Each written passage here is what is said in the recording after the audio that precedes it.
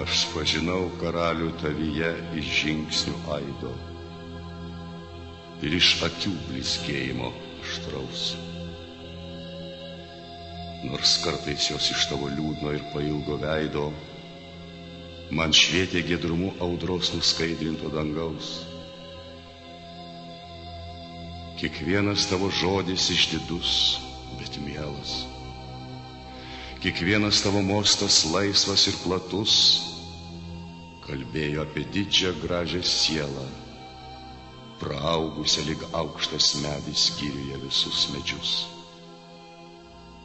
Nes tu sakei, per žemę mes praeinam, tik vieną syk, tai būkime tvirti. Kieno gyvenimas bus panašus į sodrią dainą, tas nesutirps mirty.